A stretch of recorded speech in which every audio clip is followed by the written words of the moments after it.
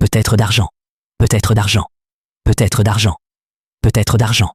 Peut-être d'argent. Peut-être d'argent. Peut-être d'argent. Peut-être d'argent. Peut-être d'argent. Peut-être d'argent. Peut-être d'argent. Peut-être d'argent. Peut-être d'argent. Peut-être j'ai pris une grosse liasse d'argent dans la pièce, je l'ai jetée par la fenêtre, et tous les billets se sont transformés en cendres avant même de toucher le sol.